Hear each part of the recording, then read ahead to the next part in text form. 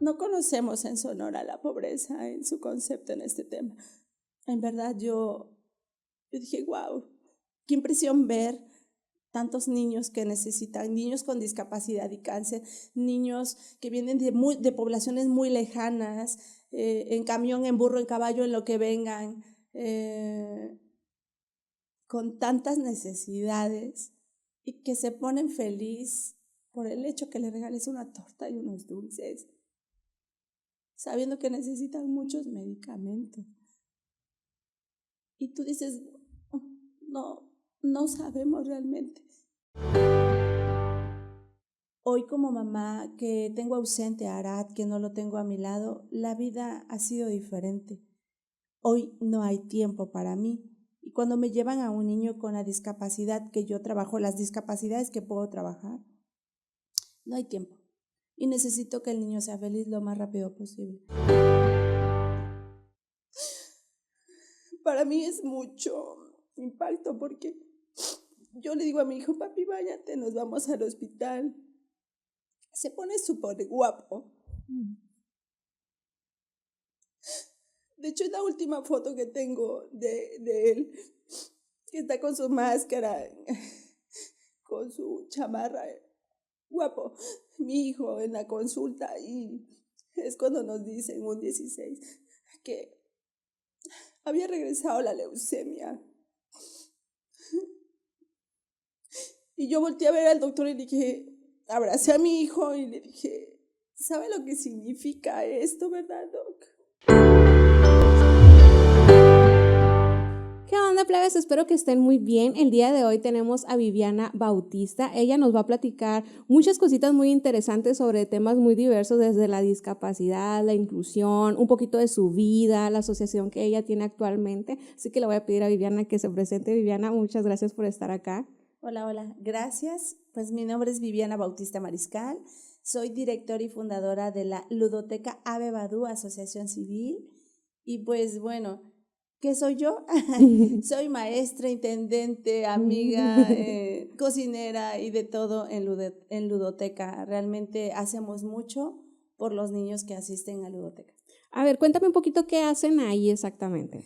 Ok, pues Ludoteca Ave Badú es una asociación civil que se formó así con notario en el 2019.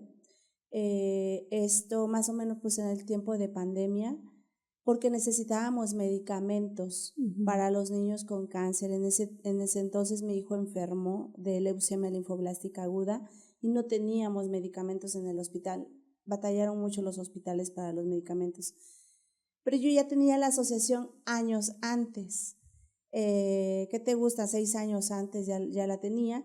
Y las dinámicas que nosotros primero hacemos en Ludoteca es educar a los niños en la vida diaria, de cómo nos deberíamos de comportar todos en la vida diaria, de tener limpias las manitas, de lavarnos las manitas, de que ellos logren hacerlo solos, de comer independientemente, saber cómo utilizar los cubiertos, que el plato de la sopa esté a tu nivel para que no estés ensuciando tu espacio, las posturas, ¿no?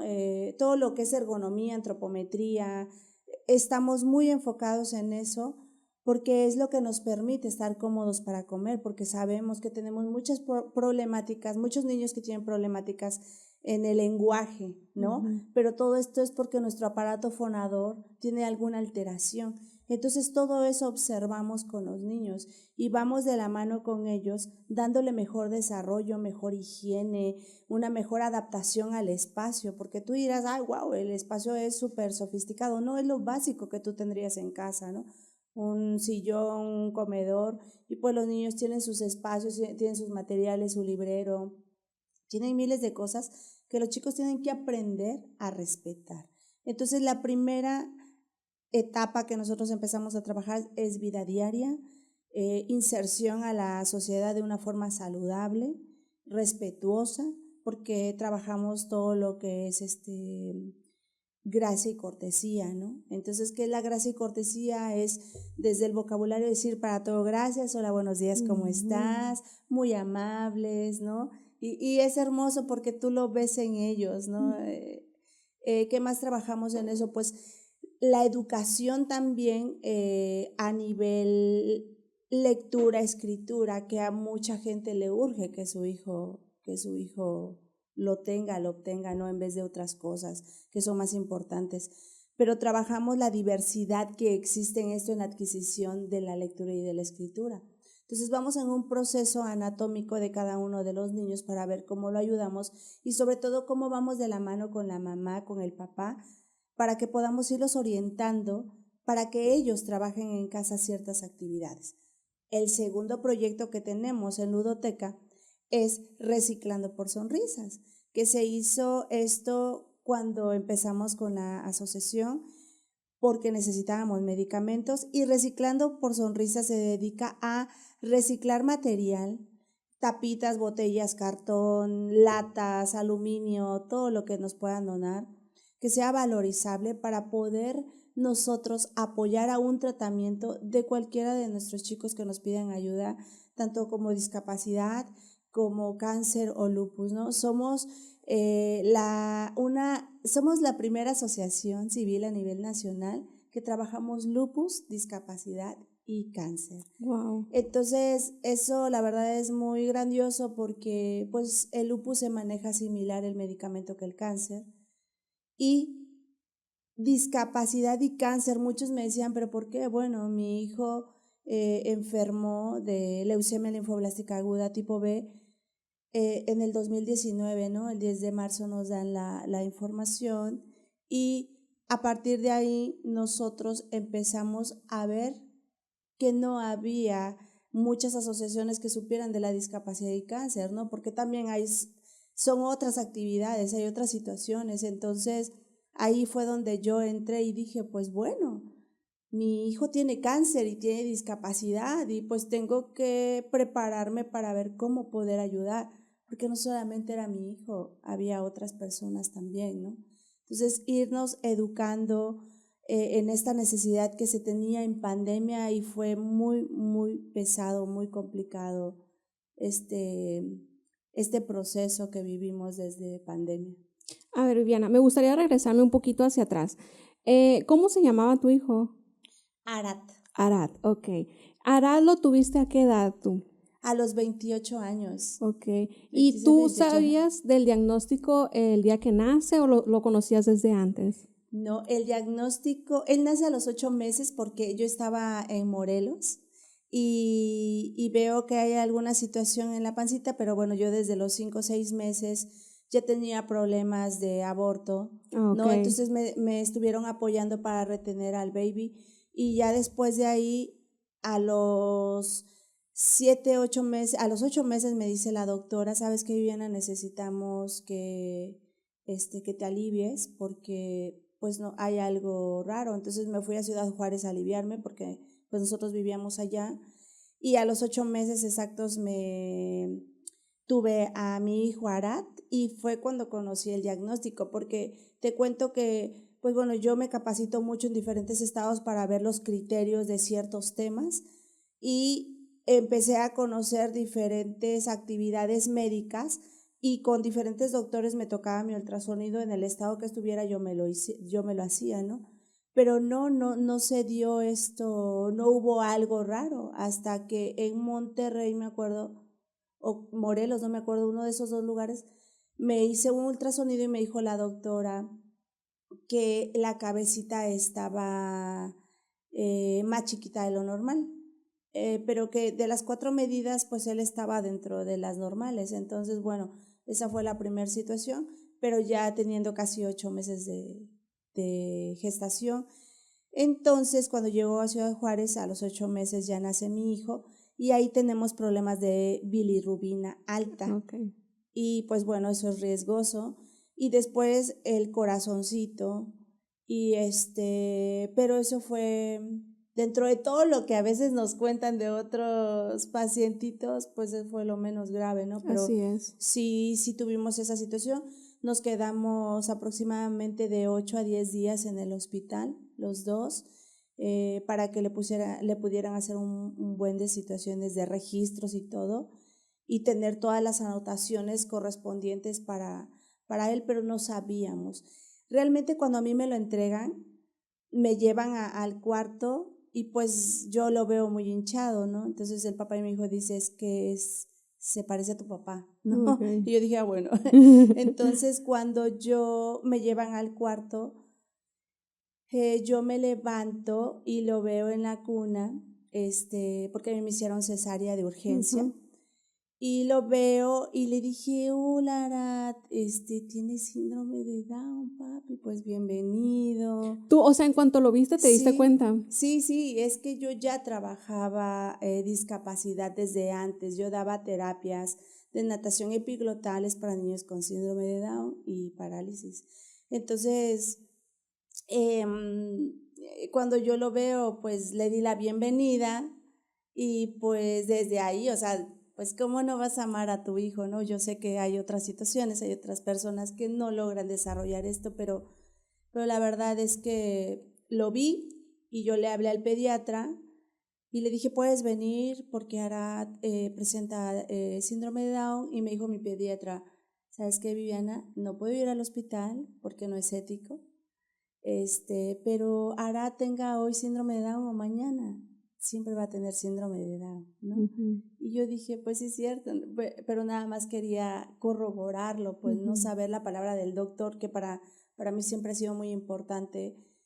Y ya, me tocó una especialista que se llama Adria, que ella tenía una hermana con síndrome de Down y cuando estábamos allá en el cuarto, nos comentó, pues felicidades, llegó a su vida una persona muy especial y pues ya nos empezó a decir cosas muy, muy lindas. Y pues bueno, no es nada fácil recibir la noticia, aunque tú lo sepas, aunque tú ya has trabajado estos temas, que te lo digan pues es un duelo realmente, ¿no? Es como volver a renacer y encontrarte con un hijo que va a necesitar otros procesos, ¿no? Pero bienvenido mi hijo, la verdad es que desde que nos dijeron que era síndrome de Down, yo dije, ya sé lo que tenía que hacer, ¿no? Ya sé lo que voy a hacer y seguirme preparando, pero sí pensé en su momento, dijo, ¿por qué no me dijeron desde antes? ¿Por qué no se pudo saber desde antes? Y me pude haber preparado más, ¿no? ¿Te hubiera gustado saberlo antes? Sí, porque pues realmente eh, entenderíamos muchas situaciones de lo que estábamos pasando en el proceso del embarazo. Creo que a veces, aunque duelan las cosas, lo tienes que saber, ¿sabes? Y esto lo aprendí cuando él enferma de cáncer. Entonces, a nosotros nos dicen, pues, no es nada fácil recibir el diagnóstico, pero tenemos que aprender a solucionar las cosas que nos están diciendo. No hay vocabulario perfecto, ni un vocabulario eufémico que tú digas con flores y gardenias nos van a decir un montón de cosas bonitas. No hay ese vocabulario a veces. Y a veces nos perdemos en queremos recibir algo tan doloroso en palabras más bellas. Realmente no estamos ni preparados psicológicamente para poder recibir una palabra bella, una caricia, realmente estamos en un shock. Entonces, ¿cómo puedes recibirlo, no? Entonces, creo que entender el comportamiento del ser humano es lo que nos permite avanzar un poquito en todo este proceso. Pero para mí la verdad es que yo me acuerdo que le dije a un amigo, a mi amigo Jesús, en la universidad, le dije, ¿sabes que tuve un hijo con síndrome de Down? Me dice, pues lo pedías, ¿no? Ya te lo dio la vida. Y yo, wow, qué impresión. O sea, pues no sabes realmente cómo pedimos las cosas y se nos dan. Y pues yo tuve un hermoso hijo con síndrome de Down. ¿Cómo lo tomó su papá? ¿Cómo lo tomó su hermana? Pues su hermanita tenía en ese entonces 1 año, 4 meses, Ok. pero no, ella siempre desde la panza, abrazada, ahí encima.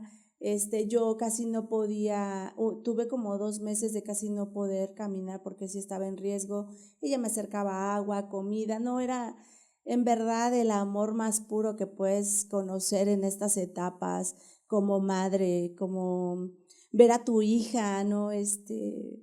Cómo se enamora de su hermanito y ayudar y la nobleza desde pequeños, cómo vienen con tanto amor, tanta libertad de ser y realmente cuando tú educas a un chico o a un baby desde pequeño sin agresiones, yo creo que eso impacta mucho en la vida, Ok. ¿no? Entonces, la verdad que sí dolió, sí impactó la noticia, pero desde el primer día a trabajar.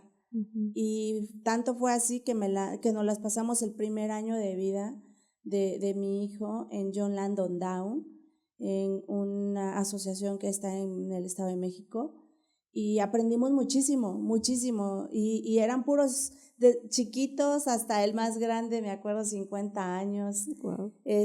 con síndrome de Down, y era un impacto, era un duelo. Realmente estamos en un proceso tanatológico muy largo, pero ver todas las etapas en un solo día era así como que wow, qué impresión.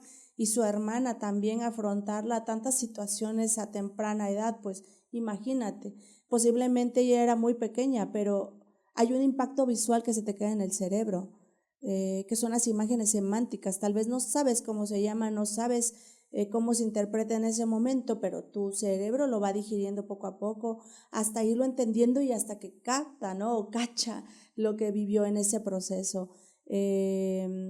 Me fui también al Hospital del Niño Oaxaqueño, donde trabajamos con una genetista, nos explicó un montón de situaciones de los cromosomas, dónde estaban posicionados, nos enseñaron la tabla cromosómica de mi hijo literalmente, por eso hoy entiendo ciertas cosas y también me he dado a la tarea de investigar un poquito más de la leucemia en ciertos niños con síndrome de Down y darle un poquito de seguimiento a lo que yo viví. Realmente me gusta ser más objetiva, ir investigando cómo pudiera ayudar a más o cómo prevenir más cosas, ¿no? A mí no me gustaría que nadie viviera ni sintiera lo que se siente estar así. Entonces, es como ir caminando con las situaciones que se te van presentando y cómo lo vamos solucionando, ¿no? Eso es lo que realmente, así es como hemos vivido nosotros la discapacidad y como la hemos aceptado y como nos hemos enamorado también de ella, y cómo podemos admirar a nuestros alumnos que realmente, pues cada día hacen más esfuerzo a veces que otras personas que son regulares y que tienen todo. Y en verdad, yo agradezco mucho haber conocido la discapacidad con el hijo que me tocó, con el esfuerzo que logramos y con todo lo que se logró, porque si no, creo que nunca hubiéramos tocado otro tipo de cielo. Ok. ¿Cómo sobrellevaste es diferente, obviamente, ¿no? Y, por ejemplo, al tener un hijo regular, pues esperas llevarlo a guardería, luego al kinder, luego a la primaria. Ahora, ¿cómo sobrellevaste el estilo de vida de un niño que va a necesitar terapia, especialistas, lo tienes que llevar con el genetista, con el nefrólogo, con el cardiólogo y con toda esta línea? ¿Fue diferente para ti? O sea, ¿sí te impactó tu estilo de vida? No, Okay. realmente creo que pues se hace natural todo. Entonces a mi hijo y a mi hija, pues con cada sus especialistas, sus pediatras, llevarlos a chequeos a los dos, llevarlos a terapias a los dos, porque no solamente es un hijo con discapacidad llevarlo a estimulación temprana, también es un chico regular. ¿Por qué no estimularlo? Okay. O sea, ¿cuál es la diferencia? ¿No? Tanto peleamos por la inclusión y a veces no se incluyen las personas que todos requerimos una preparación antes de caminar, antes de correr, todos lo requerimos. Entonces, ¿por qué solamente la discapacidad? Creo que nos olvidamos de que todos necesitamos algo básico, ¿no? Entonces, para mí, llevar a mis dos hijos, tanto mi niña que es regular como mi hijo Arad que tenía síndrome de Down, pues era lo normal. Okay. Entonces, no, para mí no fue complicado. Y en el crecimiento de Arad, ¿hubo alguna situación que a ti te generara bastante estrés? Por ejemplo, una situación que tú dijeras, estoy batallando con esto. Puede ser con el habla.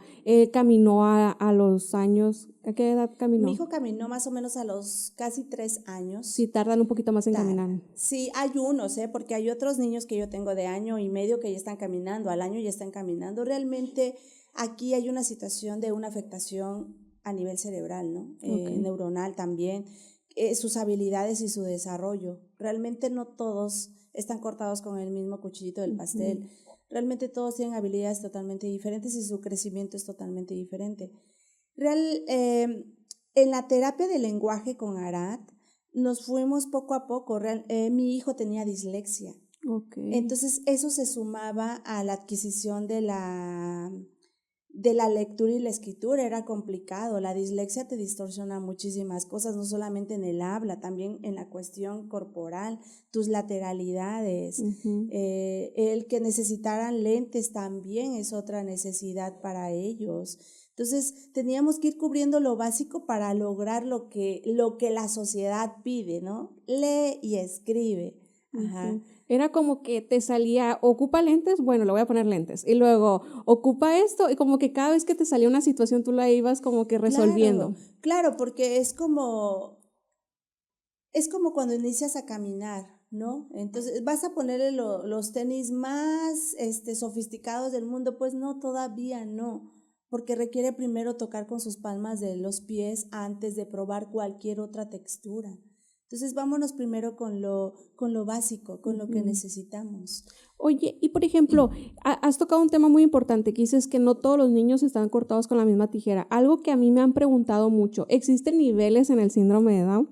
Antes se manejaban los niveles, pero yo en lo personal siempre he tratado de observar a mi paciente lo que trae, porque realmente te puedo contar algo, sorry papis, hay veces que el niño está más capacitado que sus papás. Wow. Entonces tú dices, wow, aquí qué está pasando. Realmente los niños tienen ese plus de echarle ganas, los papás están rezagados y el paciente está avanzando más de lo que los papis pueden dar. Y sí es cierto, a veces el ignorar cosas no puedes darle una plataforma diferente a tus hijos. Entonces, por eso Ludoteca existe, porque todos en Ludoteca, si por ejemplo llega un niño que nos han llegado muchos niños, que no tiene ropa, que no tiene zapatos, que no llegó bañado, que no llegó limpio, pues nosotros hacemos ese cambio para el niño y que se sienta de la manera más grata estar en ese espacio y que se sienta que todo lo que hay ahí también es de él, que tenga esa plataforma y esa oportunidad que en casa no se le puede dar.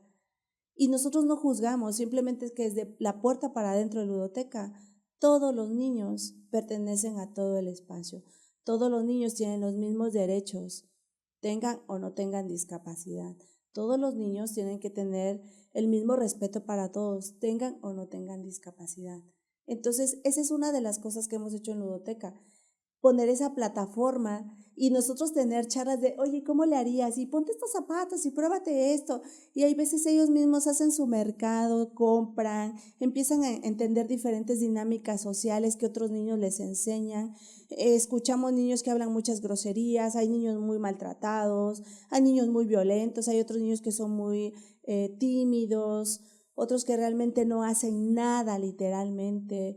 Entonces nosotros lo que estamos haciendo ahí es vamos a irnos acoplando, pero no podemos dejar de hacer algo, ¿no? Porque también la maestra Viviana pues tiene hiperactividad. Entonces a mí me gusta mucho ver que estén activos, que estén aprendiendo algo y que se lleven a casa algo que es súper importante, que le muestren a mamá y a papá que están tranquilos, que ellos pueden estar en casa o si quiere mamá irse a dormir 1 o 2 horas, pero sabe que está tranquilo y sabe que está haciendo algo. En Ludoteca no duermen los niños, no hay tiempo para dormir. Entonces tienen que estar en esa dinámica activa todo el tiempo. O sea, ¿tú dirías que si un niño, sea regular o con discapacidad, no avanza lo que se espera para lo que tiene de edad, por ejemplo, que es la medida más común, tiene que ver mucho con los papás?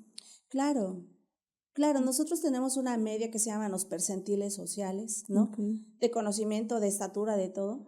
Y tenemos que buscar la media, pero nuestras medias son a veces medias bajas, ¿no? Realmente si alcanzáramos una media todos, tendríamos todo lo que nos ofrece la educación realmente, pero no hay, no existe. Entonces tendríamos que hacer nuevos estudios de qué es una media de lo que requiere tener un niño, por ejemplo, ¿no?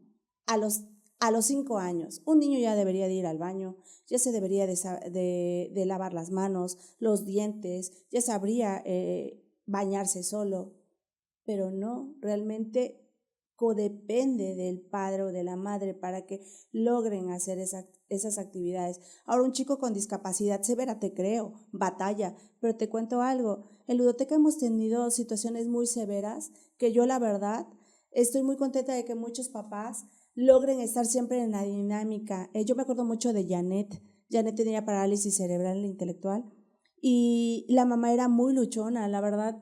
Ella hacía muchísimo esfuerzo para meter y ensamblar cosas, pero lo hacía y cada día le poníamos un muñeco para vestirlo y desvestirlo y lo lograba y echaba relajo y nosotros, órale, Janet, te voy a corretear y la llevábamos en la silla de ruedas y ella era feliz y podía demostrar, y no hablaba, y podía demostrar lo feliz que estaba. Y tal vez no teníamos todo lo que necesitaba en las cuestiones de aparatologías porque no nos dedicamos a parálisis cerebral, pero sí tenía maestras a su alrededor con una honestidad y con ese amor de jugar y decir, oye, no manches, ella es feliz, ¿por qué nosotros no podemos serlo si estamos aparentemente completas?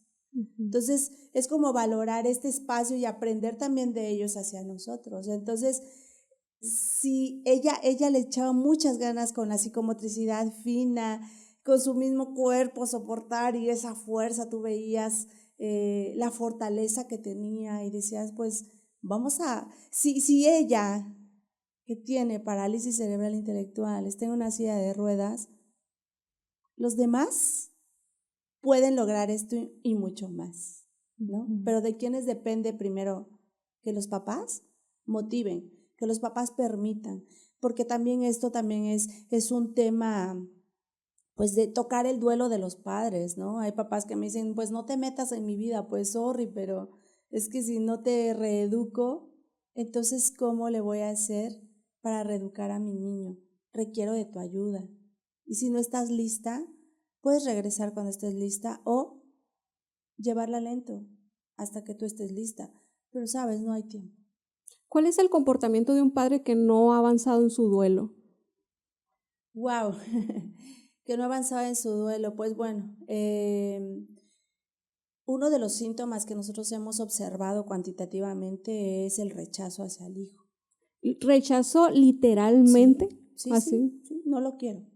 No Lo lo quiero. dicen tal cual, yo no quiero a mi hijo por tener una sí, discapacidad. sí, pero es válido, ¿sabes? O sea, no es cuestión de juzgar al papá, lo entiendo porque ¿quién te ha enseñado a ti, por ejemplo, a que si algo te duele, cómo digerirlo? Okay. O cuando te das tú la oportunidad de decir, sabes que sí voy a ir al psicólogo porque lo necesito, ¿no? Ahora ya no hay tanto tabú para el psicólogo, pero dime cuántas personas, cuántas maestras, cuántos especialistas vamos al psicólogo, al psiquiatra o al tanatólogo para que nos hagan una corrección, un ajuste ahí mínimo del dolor que nosotros manejamos internamente, porque no es nada fácil ver tanto dolor, ¿no? Pero el duelo en el papi puede durar toda la vida. Toda la vida.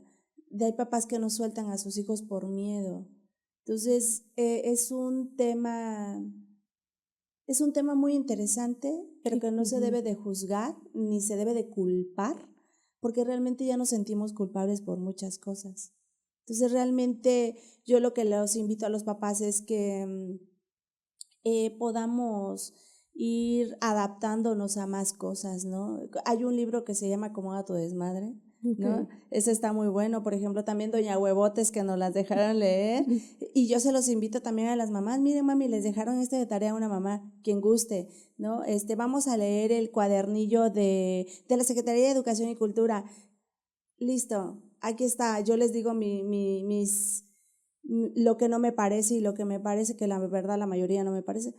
Y ya lo comento y les digo, chéquenos mamis, léenlo, fíjense lo que estamos viviendo con nuestros hijos a nivel educativo. ¿Y por qué me meto en esos temas? Pues porque te cuento que en el 2023-24 me tocó ser participante del diseño de libros de texto gratuitos para la Secretaría de Educación Pública. Y yo en verdad luché mucho para estar en ese espacio porque a mi hijo Arad lo corren cuando él está en segundo de primaria por no leer y escribir. Realmente me dice la maestra, pues lléveselo porque no ha alcanzado los niveles que se piden aquí, ¿no? Y en una escuela de gobierno donde estaba mi hijo. Yo le dije, sí, no se preocupe maestra, yo lo voy a llevar a otra escuela. Lo llevé a una escuela particular donde les enseñaban francés, inglés y chino mandarín. Y un montón de cosas les enseñaban. Lástima que ya no está la escuela abierta, pero era muy buena escuela y eran muy poquitos niños. Y mi hijo aprendió lenguas. Le gustaba mucho el francés, muchas palabritas, ¿no? Pero aprendió el inglés. Entonces él aprendió a hablar español e inglés. Entonces te decía, jugamos con la bol, ¿no? Y tú dices, qué padrísimo, se está comunicando. ¿Qué tengo que hacer yo como mamá? Pues aprender, ¿no? Y como, mamá, voy a ir con la Shir, y yo, la Uchir, ¿qué es eso? ¿Qué es eso? Y le decía, Adara, ¿me puedes ayudar? ¿Qué quiere decir tu hermano? Ah, mamá, es que en chino mandarín la Ushir es maestra. Ah, perfecto. Ah, no, pues sí, con tu maestra. Entonces el concepto semántico que mi hijo tenía de su teacher es que era la maestra de inglés, la Ushir, la maestra de chino, mandarín, ¿no? La maestra era la de lengua de señas. Entonces tú empiezas así como que, wow, empieza a diferenciar, pero yo como madre estoy ignorando lo que mi hijo está aprendiendo. Entonces, ¿cómo voy a ir de la par con mi hijo si yo ignoro estas cosas? Entonces, vámonos reeducando. Y es lo que siempre les comento a las mamis, vámonos reeducando. Y todo lo que nos digan, todas las observaciones que se hagan, no tomarlas de una forma en que tú pienses que la persona que te lo está diciendo quiere lastimarte. Realmente ya somos población lastimada emocionalmente. Ya estamos muy cansados de que alguien nos diga algo y somos muy sensibles. Así es. Algunos hipersensibles y otros hiper. Entonces, yo lo que hago es, escucha lo que te voy a decir, escucha lo que te voy a proponer, pero no pongas flechas ni balas en mis palabras porque mi intención no es lastimarte. Pero yo te cuento algo. Hoy como mamá que tengo ausente a Arad, que no lo tengo a mi lado, la vida ha sido diferente. Hoy no hay tiempo para mí. Y cuando me llevan a un niño con la discapacidad que yo trabajo, las discapacidades que puedo trabajar, no hay tiempo. Y necesito que el niño sea feliz lo más rápido posible. Entonces, ayúdame, mamá. Si no puedes, pues veré quién más puede hacerlo. ¿Quién de los dos papis está más fortalecido? Pero la mayoría, el 80% de papás, no está en casa porque abandona el tema de la discapacidad. Entonces, mami está sola. Entonces, le entramos al quite, mami, agárrate de mí. Y si no quieres de mí, de más mamis, hay más mamis que te pueden apoyar, que te pueden llevar de la mano, ¿no? Y podemos ir caminando juntas. Realmente el tema a veces es muy duro porque emocionalmente estamos pues encapsuladas con ese dolor, no sabemos cómo digerirlo. Y tú dirás, no, pues Viviana, ¿cómo lo has hecho? Pues yo he tratado, llevo muchos años yendo al psicólogo, tengo a mi tanatóloga y tengo también apoyo de otros psicólogos que son como mis pares, pero no son mis especialistas, sino son ya como los temas que podamos negociar y que porque ya sé a lo que voy a ir, pero nada más necesito referencias para negociar ciertos temas conmigo. Pero yo llevo años tratándome, ¿no? Porque yo también cargo historias de otras mamis que no pueden ser mis historias. Entonces, yo lo que empecé a hacer es para que yo no siguiera, posiblemente yo estaba en un duelo, no lo sé. Dije, yo no quiero vivir así, yo me voy a tratar como mamá y voy a ir de la mano de las personas que pueda para poder salir y estar lista para mis hijos. Porque cuando yo tuve a mis hijos, yo era una mujer súper feliz, hacía una vida así de Cenicienta, literal, de Blancanieves, de que todo era lindo, pero ahora que describimos las caricaturas no son tan bonitas como para ponerlas de ejemplo, pero traté de hacer una vida muy linda para mis hijos, ¿no? Soy una madre estricta, sí lo soy, con los límites y con los hábitos. Entonces, creo que funcionó y eso ha hecho que yo pueda salir de este proceso de los duelos que me ha tocado vivir, como el que yo vivo ahora, que es la ausencia de mi hijo, que no es nada fácil, porque fue mi segundo objetivo, ¿no? Mi primer objetivo, mi hija, mi segundo objetivo, mi hijo. Y pues bueno, ese objetivo, todavía tengo muchos sueños, muchos planes, me preparé para muchas cosas para él y hoy las tengo y no las apliqué para él, pero las estoy aplicando para otro niño, así que cuando yo me encuentre con mi hijo, yo sé que las voy a aplicar y le voy a contar, mira lo que hice, esto funcionó, esto no funcionó y eso es lo que hago, ¿sabes? cuantifico mis resultados, no lo hago por subjetivamente. Eso ya no existe. Tengo que ser más precisa en ciertas cosas y por eso me capacito, por eso leo, porque yo necesito estar lista, así como cuando necesitaba estar lista para mis hijos y necesito estar lista para mi hija Dara hoy, para poder ayudar en lo que se pueda, ¿no? Así es. Entonces, ¿cuánto puede durar un duelo en un papá, en una mamá? Toda la vida. Toda la vida realmente, si no nos preparamos. Oye, Viviana, ¿tu hijo nunca estuvo en escuela especial? No. ¿O en tu opinión consideras que no es tan bueno una escuela especial o ya depende del papá y del niño? Yo creo que depende de la familia. Es que, mira, hay un tema que ahorita estamos viviendo nosotros, no solamente en ludoteca, en muchos espacios, ¿no? Aquellos niños que usan pañal hasta que son muy grandes, que no se le ha dado ese hábito porque no hay tiempo, porque tienen que trabajar. Entendemos todas las situaciones, pero dime una maestra que tiene, ponle 10 alumnos, viéndonos así mucha ilusión, 10 alumnos, que un niño se le haga del baño. ¿Cuánto tiempo tardas en cambiar un pañal? Más cuando un niño no tiene una dieta adecuada. Si fuera vegano, oh, wow, fuera otra cosa. De todos modos huele, ¿no? Pero la situación fuera más práctica y más rápida, porque las heces fecales tienen una consistencia, un color y un olor diferente. No hay espacios en las primarias, en las escuelas para limpiar a un niño. Los baños no están adecuados para que tú lo limpies. Entonces hay un montón de situaciones en las que tú requieres dar los primeros pasos como tutor para tener lo básico y darle un poquito de ayuda a esa maestra, porque ese es uno de los temas en los que más hemos peleado, más discutido, hacerle entender a los tutores que se requiere esto básico para poder avanzar. Píntame tú como mala, porque te lo estoy exigiendo, pero son cuestiones biológicas básicas que puedes hacerlo. Entonces, el no avanzar en este tema es darle un conflicto al maestro. Y no es que a veces no quieran los maestros. Hay maestros que sí no quieren, lo sabemos. Hay maestras que hacen el intento, ¿no? Hay maestras que dicen que nunca van a estar preparadas para eso. Y hay otras maestras que hacen el intento realmente por ayudar a la familia. Pero también tenemos una exigencia social académica. ¿Cuál es? El que tú no puedes tocar a un niño para cambiarlo, aparte después de los 3 años. Y entonces, ¿cómo le haces con un chico de 8, de 9, de 10, de 11, de 12, de 13, 14, 15, 16, hasta 20 y tantos, 30 y tantos para cambiar pañales? No podemos hacer eso. Entonces, tenemos que ir acoplándonos los requisitos que requiere tu espacio, a donde tú estás yendo a educar a tu hijo, para ir acoplándonos de manera conjunta. Yo, por ejemplo, en ludoteca, desde los 3 años máximo, les digo a los papás, ya no se puede usar pañal, vamos a trabajarlo. Y les damos las técnicas, pero realmente hay papás que alargan hasta los 10, 15, pues realmente es su gasto, ¿no? Porque los pañales no son nada económicos, y qué bueno que la familia tenga, ¿no? Porque a veces dice, pues yo tengo, qué padre, pero hay quienes no hay tiempo. Pero eso retrasaría un poquito más el desarrollo cognitivo de tu hijo.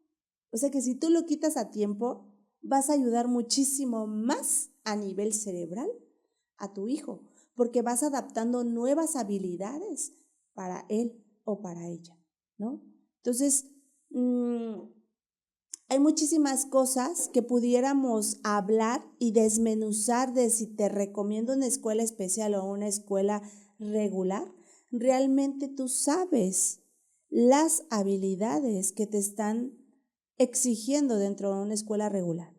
Y si las básicas las logra tu hijo, adelante. Si a nivel académico no lo logra, ahí sí hay muchísimas negociaciones que podemos hacer. Es más, yo le entro, porque realmente a tu hijo te lo van pasando por la edad, no por el conocimiento. Yo no tenía ningún problema si a mi hijo me lo dejaban en primero de primaria toda la vida, no pasaba nada. Pero hay veces que él se pelea que la estatura, que porque no habla, porque no escribe. Ay, discúlpeme, pero mira, los sordos aprenden muchísimo, tienen muy poco trabajo y saben muchísimo también. Hay un 7% de población que nada más encuentra un desarrollo, tanto universitario como de trabajo. Entonces tenemos que ir cambiando una verdad. tenemos que ir cambiando que existen estas problemáticas. Realmente tenemos que capacitar a los educadores. Nosotros hemos tenido muchos atropellos con muchos maestros. Y yo te puedo apostar que se pueden hacer mejores cambios. Por eso entré al diseño de los libros de texto, para hacer un poquito de cambios. Pero hay un protocolo que se tiene que seguir. Pero yo hice algo. Me metí tal vez en un porcentaje muy pequeño, pero ahí estoy. Y estoy dando pie a que podamos darle mejores oportunidades de aprendizaje a nuestros niños. Porque realmente si tú observas la sociedad, somos totalmente diversos. O sea, no somos del mismo corte. Todos tenemos muchísimas circunstancias, desde las emocionales hasta con nuestra energía. Entonces, tenemos que ir observando un todo, no nada más la tacita especial que nos están poniendo. No, tenemos que observar un todo. Para eso existe un análisis de clase. ¿Pero consideras que el sistema educativo está preparado en este momento? No. No estamos preparados. No estamos preparados porque no queremos reeducarnos más. Pudiéramos en verdad nosotros llegar como Tailandia. Tailandia antes, hace unos 10 años, estaba más rezagada educativamente que México. O sea, observa ahorita los trabajos que se tienen. ¿Por qué? Porque se tiene que reeducar todo, no nada más el sistema económico de construcción, todo tiene que ir a la par. O sea, tienes una casa muy bella, sí, pero no están educados la población de esa casa bella, pues bueno, wow, el dinero no te hace sabio. ¿Ok? Entonces, mucha gente dice, es que ¿para qué quieres que lea y escriba el niño con síndrome de Down si no va a ser arquitecto? No, pero son sus herramientas básicas. Podemos ir estimulando hasta que lo logre. Si no lo logra, hicimos el esfuerzo. Porque si tú pones pasivo un cerebro, pues no va a aprender mucho. Si tú lo encierras, va a ser un salvaje después. Y yo te puedo contar muchos casos que he tomado muy fuertes y que los papás no quieren seguir porque se les hace muy duro la educación. Pero papá, tú me traes un chico de 9, 10, 11 años que no lo educaste adecuadamente y yo tengo que darle las herramientas necesarias para que él logre ser feliz porque ya está grande. Y es más, si nosotros nos vamos a ver qué es lo que debería de aprender un chico desde muy pequeñito, todo lo que pudieras tú enseñarle. Hay un lema que yo manejo en el uniforme de mis chaparros, de mis niños, que dice, déjalo hacerlo por sí mismo, porque realmente lo saben hacer. Un niño que pega, que pellizca, que muerde, ¿tú crees que no puede levantar una tacita o lavar un vasito o acomodar la silla en su lugar? Claro que puede, porque él está observando, él tiene estrategias para saber a dónde va. Y entonces, a veces subestimamos a nuestros propios hijos de no ser capaz de, como aquella mamá que dice, mi hijo no miente, nunca miente. Pues todos mentimos en la manera posible de aumentar o disminuir lo que hagamos. Pero es una mentira al final de cuentas. Bueno, dirá mi compadre, es como una charra un poquito más exagerada, ¿no? Pero lo hacemos, ¿me entiendes? Sí. Entonces, realmente yo te puedo sugerir en la escuela en la que estés, ¿qué podemos hacer? Pero también tenemos el sistema que tiene la mamá de aferración de estar luchando contra la maestra, porque esto ya se hizo algo directo, ya se hizo un contra. Y no, vas a aceptar a mi hijo porque lo vas a aceptar. Recuerda que todos los actos que nosotros tenemos es como nosotros amamos. Si nos aferramos a alguien que no nos ama, ¿cómo nos va? Pues muy mal, ¿verdad? Así es. Pues entonces aplícalo en la vida. O sea, si hay algo escrito en la vida, ¿por qué tienes que describirlo? O sea, quitarlo, ¿no? Si ya hay algo dado, si ya sabes cuáles son las conductas, ¿por qué piensas que va a ser diferente? ¿Lo puedes hacer diferente? Sí, claro que sí. Pero dime si la otra parte va a estar dispuesta en cambiarlo. ¿Te vas a dar el tiempo de reeducarla? O si la otra parte quiere ser reeducada también. Así es. Porque puede ser que de tu parte tú puedas, pero la otra parte no esté interesada. No quiere.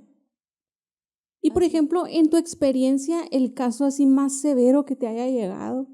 Wow.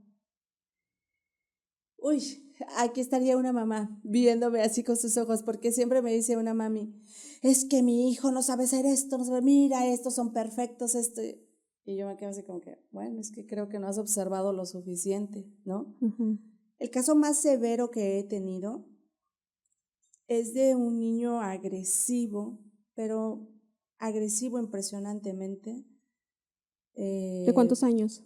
de 9 años. Ok. Agresivo con sus padres y sus abuelos, pero ya de golpes masivos. Y es una fuerza impresionante, creo que lo sabes. ¿Tenía síndrome de Down? Tenía síndrome de Ok, Down. sí. Y también ese mismo caso me tocó con un chico adoptado, la misma agresión, la misma edad y la permisión de los padres en ambos, ¿no? ¿Y el diagnóstico era el mismo, síndrome de Down? No, es un niño regular adoptado, pero era agresivo. Entonces, con los dos me la llevé a la par trabajando y empecé a cuantificar cuál era la conducta de mi niño regular y cuál era la del síndrome de Down. Y realmente no te podías distraer de ningún segundo de ninguno, porque eran golpeadores masivos los dos. Okay. Entonces con ellos tenía yo, me acuerdo mucho de la maestra Paola, tenía a otro de los chicos, que a veces entre tres no podíamos, porque realmente parece un exorcismo de controlarlo, hacer una retención, el de agárralo porque me está pateando y no puedo con los dos, o sea, ¿con cuál me voy, no? Entonces siempre este trabajo en equipo de la conducta severa, agresiva, es la que más, son las que más fuertes se nos dan, porque es de irlo educando y tú piensas que ya todo está bien y agarra el plato y te lo avienta o te avienta la comida a la cara, que te escupan, que te hagan pipí en tu mismo cuerpo abrazándolos, popó, que te embarren de popó. Hay muchas situaciones en las que uno dijera, wow, qué impresión, pero pues existe eso y existe en muchas formas porque no hay un control, no hay un límite. A veces amamos permitiendo muchísima violencia y cuando se se te sale de las manos, ¿qué vas a hacer? Con que le digas siéntate no va a entender, porque tú no le pusiste ese límite. Si no, ay, ya se ensució, ya me mordió, pobrecito, es que él ya mordió, ya pegó, ya jaló el cabello, ya arrancó greñitas. Realmente hay muchas situaciones severas. Pero los papás dicen, ay, pobrecito mi hijo, ¿qué le habrá pasado, no? Me acuerdo hace poco que llega una mami con un niño de 4 años de edad, tiene síndrome de Down y toca muy insistente porque escuchó a su hijo que está llorando y a él lo mandan a terapias de conducta con nosotros. Y dice la mamá, ¿qué le pasó a mi hijo? Y gritaba en la puerta, ¿no? La mamá, y yo me acuerdo que yo dije, ay, desahógese un rato en lo que controlamos el ambiente y no puedo dejar al niño hasta que mi ambiente esté tranquilo, no puede lastimar a nadie, porque por uno no voy a permitir que me lastime a 10, ¿no? Ahí tranquilo, ya cuando se relaje la mamá, porque hay show también, hay situaciones muy severas. Y yo soy, ¿cómo te diré? Yo trato de darle su tiempo, pero no soy un comportamiento tradicional, ¿no? De, hola mami, ¿cómo estás? No, señora, ¿me permite un momento? Soy más firme en estas cuestiones. Y ya agarré al niño, vámonos, hola mami, ¿cómo estás? Uno, evita estar gritando porque me vas a asustar a los niños. Creo que si tú harías esto estando tranquilo con tu hijo, se asustaría. Eso le pasa también a mis demás niños, ¿no? Darle conciencia. Y le dije, aquí está tu hijo, él está bien. Dice, ¿qué le pasó? ¿Qué le hicieron? ¿Por qué no preguntas qué hizo? Porque tú vienes a un proceso conductual y creo que tú sabes que tu hijo es agresivo. Entonces yo preparo mi grupo y mi equipo, porque es mi equipo de trabajo los niños. Ya hay niños que están años conmigo, ya 5, 6, 7, 8 años conmigo, ya es casi un proceso familiar y realmente saben comportarse los chicos. Entonces ya sabemos cuando hay un caos qué hacer, ¿no? Es un código rojo. Entonces la mamá se molestó y dijo, no, pero es que sorry, yo no voy a permitir que tu hijo pegue. O sea, yo no voy a satisfacer lo que tu hijo quiere y tenemos que poner límites. Y si tú no estás de acuerdo, pues habrá otros lugares donde sí te permitan. Pero si tú sigues las reglas de aquí, va a ser más fácil para él. porque realmente tú no lo controlas dentro de la escuela. Entonces, es como darle conciencia a la mami, pero tú sabes que este es un proceso de duelo y yo no sé si en ese momento mi palabra encaje. O se va contenta, o se va aliviada, o se va que hay un futuro mejor, o se va odiándonos, ¿no? Entonces yo por eso, en verdad, que cuando llegan de otros lugares de terapia, yo no juzgo el trabajo que hacen los demás, simplemente me enfoco a lo que me corresponde a mí. Así ya lo traen, así lo dejaron, listo, me toca a mí. Lo que le funcione en mi tiempo y va con otra terapeuta, le toca lo mismo. Porque imagínate estar juzgando el trabajo de todo el mundo. Realmente hay espacios donde sí permiten muchísimas cosas. Hay también una teoría, hay también un libreto donde siguen, donde tienen que satisfacer en todo a los niños en la escuela de preescolar. No estoy de acuerdo. Ahí está escrito de la Secretaría de Educación y Cultura. No estoy de acuerdo tampoco. Y por eso les pido a los papás, a todos los oriento, lean las cosas que ustedes están permitiendo y lo que no deberíamos permitir, porque por algo van a terapias a los niños. Nos están exigiendo terapias de límites para que en la escuela le permitan todo. Entonces hay un desbalance y aquí pudiera ser un tema, ¿me lo recomiendas o no me lo recomiendas? Realmente es un tema por cada madre. Okay. Porque no sé cómo te está encajando a ti tu escuela. Y posiblemente a ti te fascina, pero a la otra mamá los odia. Y la otra mamá dice, pues bueno, es lo que hay. Y es un desbalance. Y entonces estamos así con la balanza. Entonces, realmente es ir moldeando a cada uno de nosotros en cómo nos debemos de ir adaptando a lo que existe, a lo que hay por ese momento, en lo que encontramos algo mejor, ¿no? Oye, Viviana, y en los casos que mencionas, estos dos de los niños agresivos, ¿se logró un cambio en el comportamiento? Mucho se logra, siempre y cuando los padres quieran. Okay. Si no quieren, no hay cambios. Okay. Realmente aquí es de querer, de permitir. Porque si tú como padre no quieres, pues por más que el psicólogo, el terapeuta, el doctor Saiyajin, no va a haber un cambio si los papás no quieren que haya cambio. Y si lo ven todo grave, pues imagínate cómo está tu hijo para estar en esa gravedad y tú no lo notas, entonces no estás listo. Sigue sufriendo. Okay. Se me hace muy interesante todo lo que me estás diciendo, pero me gustaría llegar a la raíz, porque la raíz de todo esto es Arad. Arad. Entonces, Arad fue fue el que provocó todo esto. Y me gustaría que me contaras de cómo te diste cuenta del diagnóstico de leucemia. Ay, eso fue en marzo del 2019, que en abril y marzo, que él se empezaba a sentir mal. Yo iba a clases a la escuela y mi amiga Michelle me hacía el favor de ir a traerlo para que ella me alcanzara en la escuela y a yo llevármelo, ¿no? En lo que salía de clases. Y una vez me habla mi amiga y me dice, oye Vivian, ¿sabes qué? Se siente mal Arad, no quiere caminar, ya le compré un heladito, sorry, pero no quiere, no, está desmotivado, nunca lo había visto así. Yo, no, pues espérame, pues yo me salí de clases, llegué a la escuela, lo cargué de caballito, le dije, papi, a papuchi, vámonos, y listo, y ya me lo llevé a la escuela, de ahí me lo llevé al hospital, y nada más detectaron gripa y pues el cuerpo cortado, ¿no? Y otra vez a los 15 días nuevamente, no, a la semana nuevamente otra vez, pero te cuento que mi hijo enferma, bueno, le dieron temperaturas se me olvidó la máxima de la temperatura. 49. 39. Le dio 39 y 40 de temperatura en la escuela, a mí nunca me hablaron. Nunca me hablaron, entonces llegó al doctor y me dijo el doctor, qué bueno que no se convulsionó el niño, está en una temperatura muy grande, listo, pero no detectaron nada.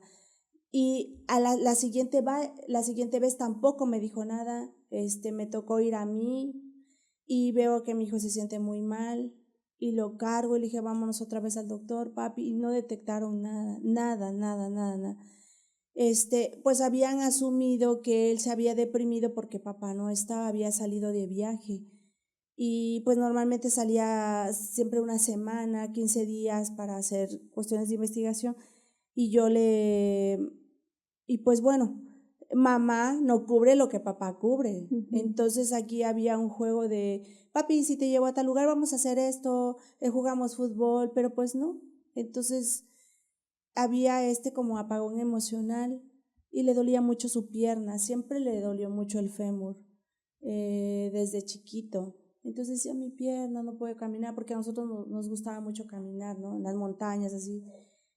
Me acuerdo que una vez fuimos a Tepoztlán, y al caminar él le dolía mucho su fémur. Entonces de regreso bajaron todos los amigos cargándolo junto con el papá y todo el rollo, pero pues bueno, no sabíamos más de este tema, ¿no? Hasta que la tercera vez va Michelle nuevamente por mi hijo a la primaria y nuevamente mi hijo está con temperatura, se siente muy mal. A mí nunca me hablaron, en verdad, eso sí, lo tengo muy, muy atorado, pero estoy tratando de digerirlo.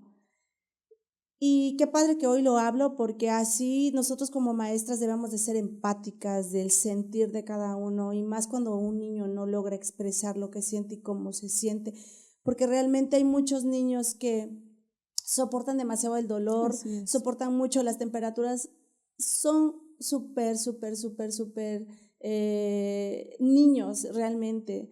Entonces, yo me acuerdo que mi amiga me dice, la actitud de la maestra es muy grosera, y yo dije, qué bueno que no soy la única que lo percibe, pero no me voy a desgastar con esa maestra, porque no solamente es este año, han sido muchos años de observar a cada uno de los maestros.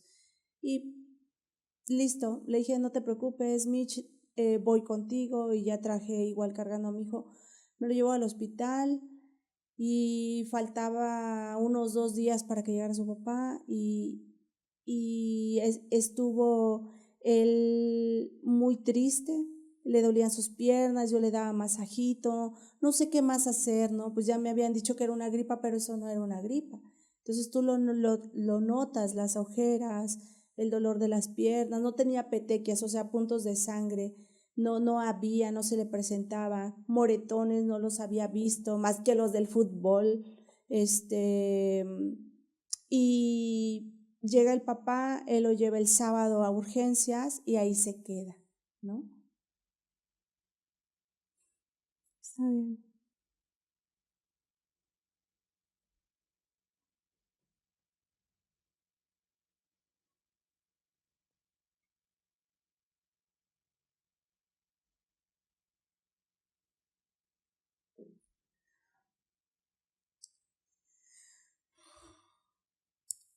Ese día dijeron que era una anemia.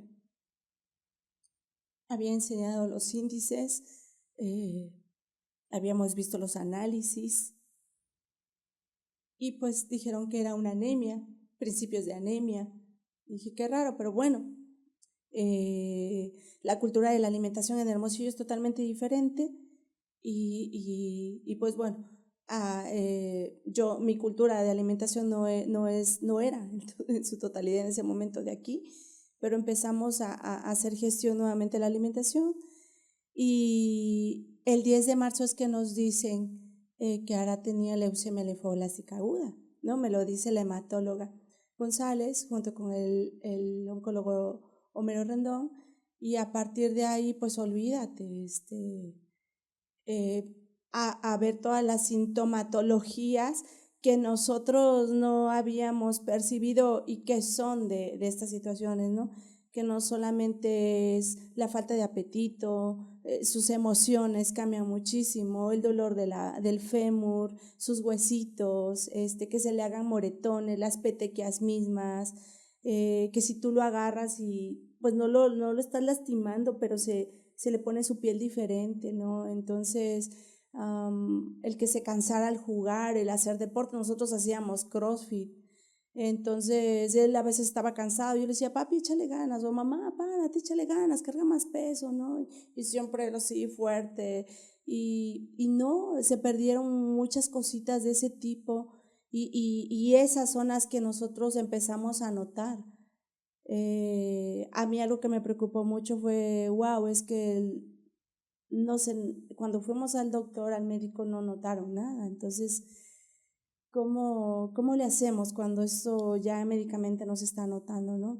Y realmente son muchísimas cosas que cada uno de los niños siente, pero hay muchas, muchas, muchas cosas que tenemos que poner atención, y uno es el estado de ánimo, es el primero, las temperaturas excesivas que ellos tienen, dolores de huesitos y las petequias, las hendiduras de los ojos,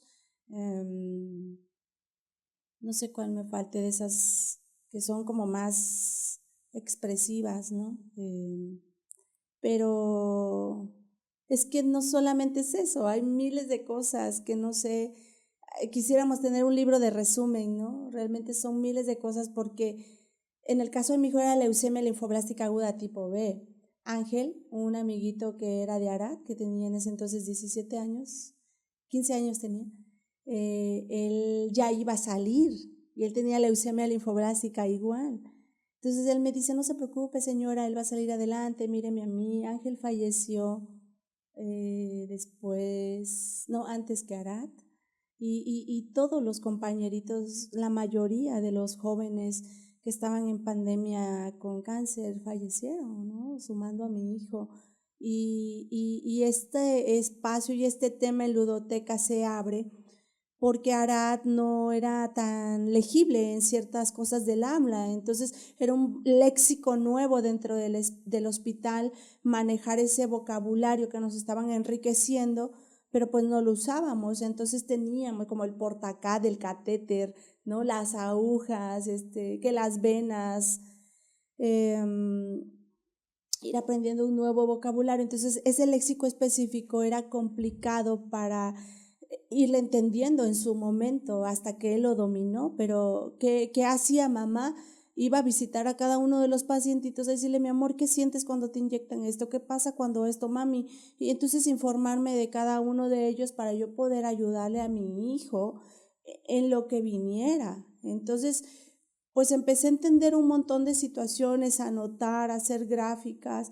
Hay un medicamento que es horrible de doloroso, que tienen que agarrarlo muchas personas. Es horrible ver cómo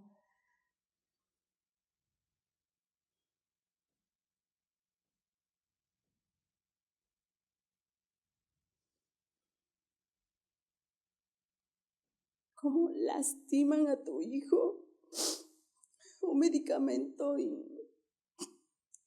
y tú no puedes hacer nada por él. Y me tocaba decirle al doctor, porfis, doc, si le toca ese medicamento, anestésielo, haga algo. No lo soporto, en verdad no soportaba ver a mi hijo. Había niños mucho más fuertes para ese medicamento. Había niños que no sentían nada, pero había otros que gritaban como no te imaginas. Y es lógico que tú como mamá desarrolles traumas.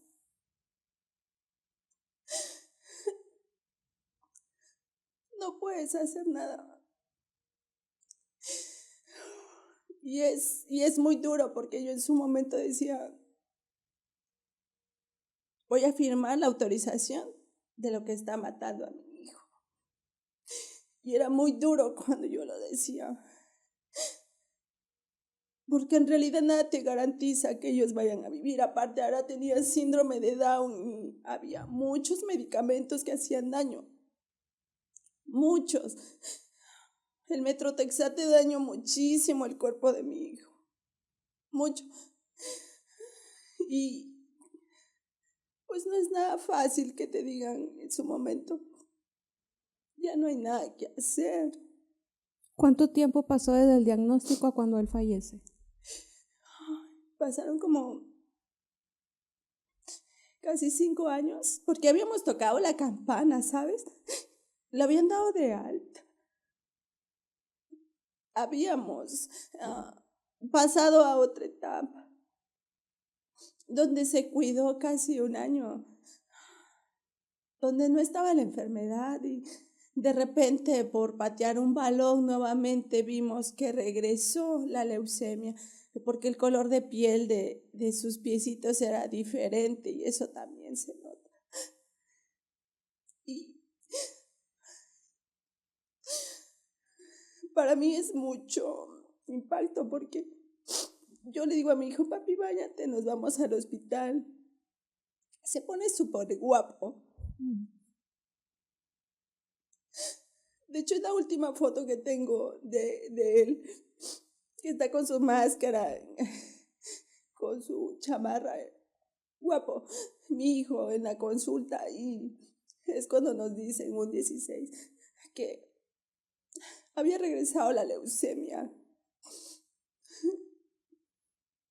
Y yo volteé a ver al doctor y le dije, abracé a mi hijo y le dije, ¿sabe lo que significa esto, verdad, doc? Porque cada uno de los jóvenes y de los niños que estaba ahí en ese tiempo, empecé a darle seguimiento para poder entender qué pasaba con la leucemia, qué podía hacer yo como mamá.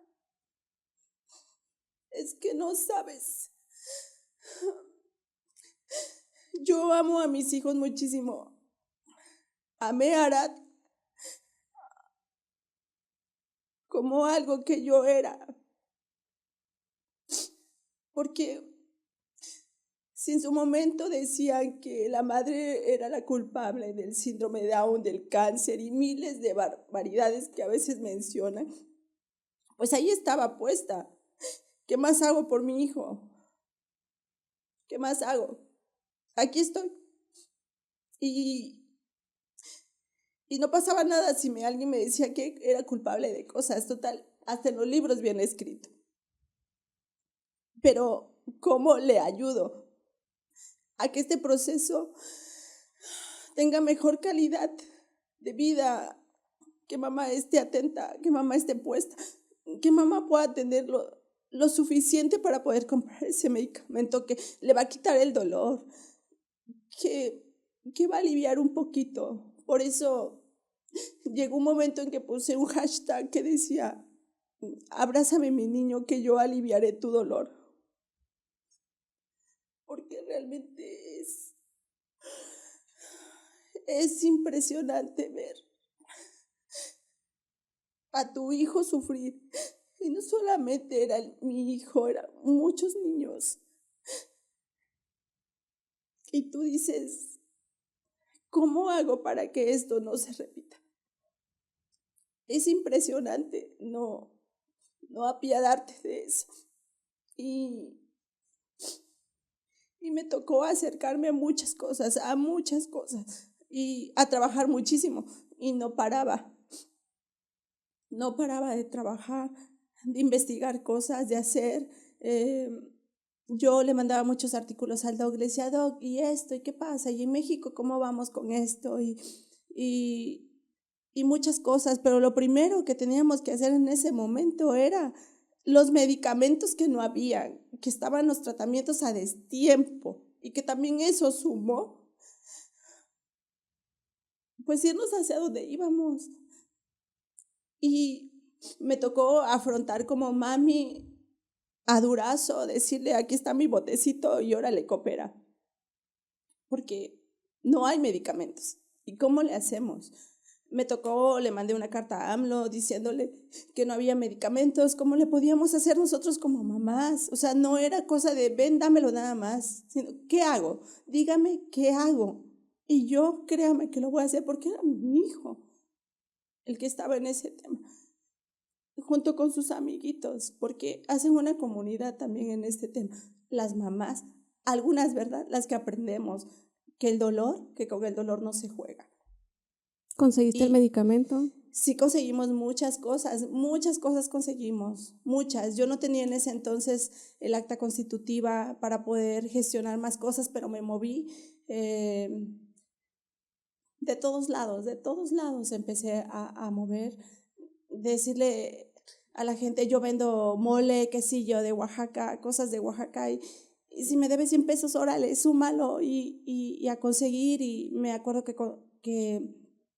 en ese entonces no tenía para pagar el acta constitutiva, y así de todo lo que yo trabajaba, lo estaba poniendo, a nadie le comentaba cómo me sentía, lo que estaba sucediendo.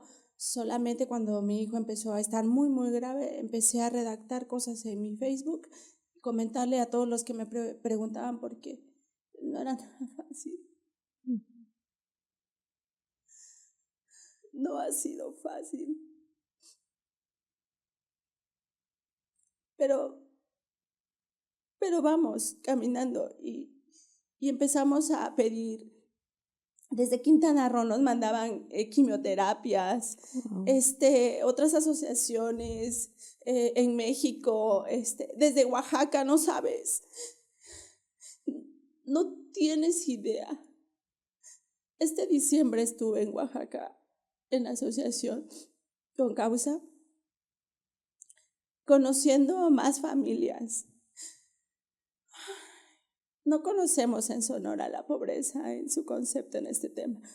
En verdad yo dije, wow, qué impresión ver tantos niños que necesitan, niños con discapacidad y cáncer, niños que vienen de poblaciones muy lejanas, en camión, en burro, en caballo, en lo que vengan, con tantas necesidades y que se ponen feliz por el hecho que le regales una torta y unos dulces, sabiendo que necesitan muchos medicamentos. Y tú dices, no sabemos realmente. Y Oaxaca es de los estados que una mami se puso a trabajar en eso y yo necesito esto y enséñame, dime qué hago, qué busco. Y ellos nos mandaron medicamentos. Hay medicamentos que nos mandaron de 40,000 pesos, otros de 70,000 pesos en verdad. Hace poco nos mandaron para un señor, entregamos 2 cajas, aproximadamente 60,000 pesos de medicamentos para cáncer, para adulto. Y entiendo la dinámica que no haya, pero quisiera a veces regresar como ese favor de aquí está, yo también puedo ayudarte, ¿sabes? Pero a veces es muy difícil que nos hagan donativos. Y entonces, por eso, y por mi desesperación cerebral y personal que he llevado en este duelo, trabajo muchísimo, no paro. Y evito pedir. Si tengo rifas, las hago, pero es complicado, es muy pesado, todo el mundo hace rifas. Trato de trabajar lo más que yo puedo, lo más que puedo en todos los aspectos, de gestionar material reciclable, de que si alguna empresa nos regala sus hojas, qué padrísimo, créanme que va a ser muy, pero muy, muy bien utilizable para los niños. Cada mes apoyamos a una familia totalmente diferente y les gestionamos medicamentos, les gestionamos ropita, lo que nos donen, lo que la familia necesite. Entonces, pero ese es mi trabajo como mamá, ¿no? Ese es mi trabajo en este tema del cáncer, de cómo nos encontramos en este tema que nos ha dejado muchas secuelas. Y con toda la información que yo tengo, que es muchísima, he tratado de ver cómo voy subsanando cada uno de mis planos para yo poder estar más tranquila y no exigirme tanto trabajo. Pero también hay muchas familias que necesitan mucho. Yo sé que no es mi responsabilidad, pero si puedo regalar un poquito de algo, lo estoy dando. Oye, Viviana, fuera de cámara tú me decías que Arad hace 2 años que ya no está. Y quiero decirte que tu hijo no fue una casualidad. Yo creo que los hijos que tienen una discapacidad eligen a sus padres y Arad te eligió a ti como su mamá y eligió a una gran mamá.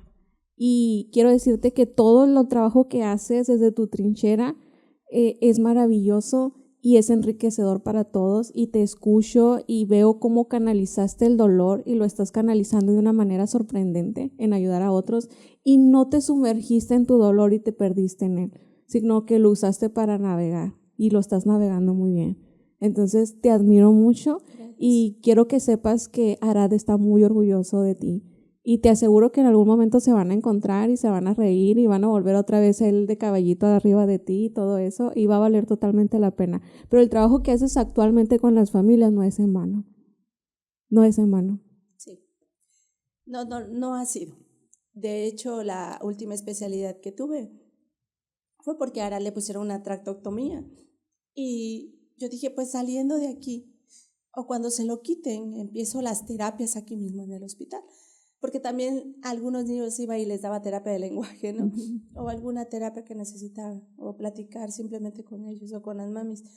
Y con Arad dije, pues voy a trabajar lo del atracto, pues se le va a lastimar todo el rollo y pues ya no salió, ¿no? Entonces dije, pues bueno, esto que aprendí tengo que canalizarlo.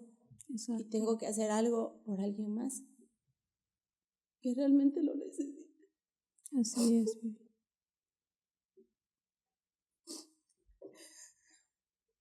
No es fácil, no es fácil esto porque realmente este es mi dolor, es en la forma que yo he canalizado mi situación. De hecho, ayer fue 28, ¿no? Ayer cumplió 2 años que él ya no está. Por los sueños de las personas que han tenido con Ara. Yo estoy bien tranquila porque han sido sueños bien bonitos, muy maravillosos y eso me conforta mucho. Y, y lo que hago es aligerarme un poquito más cada día todo lo que hicimos de esfuerzo entre los 2, entre los 3, entre los 4 como familia y poder brindar un poquito más a los que carecen, padecen o no lo entienden, ¿no? Y esto, algo me motivó mucho el compartir parte de las cosas que hago. Cuando Arad enferma del corazón, estábamos en Ciudad Juárez, Chihuahua, y nos piden que vayamos a un cardiólogo. Y nosotros le dijimos, Doc, ¿y dónde? Y él nos dijo, fíjate que hay un cardiólogo en Oaxaca que es muy bueno. Y yo, en serio, Doc, pues yo soy de Oaxaca, me voy para allá. Y me fui, estuvimos 8 meses y aprendimos muchísimo en el Hospital de la Niñez Oaxaqueña. Allí estaba el doctor y pues es un hospital que no cobra más que lo básico, no sé ahora cómo esté, que sé que carece, pero ahí está. Y encontré a unos señores indígenas, ¿no? Eran de la sierra de Oaxaca. Y sale el doctor y le dice, hola, ¿cómo están? Buenas tardes, mi nombre es tal. Y ellos pues casi no entendían el español. Y les dijo, les quiero decir algo, pues el resultado de su hijo es que su hijo tiene síndrome de Down, es un bebecito. Y ellos nada más le decían que sí, y el doctor les decía, ustedes me entienden. Y pues ellos nada más movían la cabeza y yo, wow, dije en verdad, pues el doctor les dijo, pues bueno, tiene síndrome de Down, tenemos que hacer varias cosas, vaya a la oficina y vamos a empezar a hacer trámites para darle terapias a su hijo, requiere esto, esto y el otro. Y ellos nada más movían la cabeza. Y el doctor les dijo, ¿se sienten bien algo para hablarle al psicólogo? Pues no entendían mucho. Y entonces yo dije, wow, el ser ignorantes también nos reduce un poco el dolor. Sí. Pero cuando ya estamos sumergidos en este tema de la investigación y ir viendo cómo meternos para poder ayudar, es más complicado.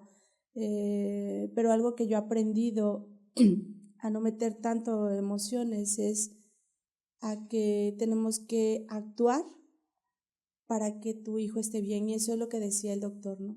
El oncólogo. Te voy a decir las cosas como son, reales, para que podamos actuar y todo vaya bien, ¿no? Entonces, tenemos que actuar para que todo vaya bien por nuestras emociones. Sí. Viviana, ya vamos a finalizar. Ay. Fue una plática muy amena, aprendí muchísimo de ti, me gustaría mucho tener una segunda parte porque creo que hay mucha tela de donde cortar. Mucho. ¿Hay algo que te gustaría agregar antes de que finalicemos? Wow, pues no sé, que el amar hace que logremos muchas cosas, en lo positivo y en lo negativo. Y tener un par que, como un terapeuta, que te neutralice para darte una visión de lo que no deberías de permitir de tu propia persona para que te domine, hagamos esos cambios. para que lo que no permitimos ver de nosotros, que está no dentro de lo adecuado, lo reeduquemos.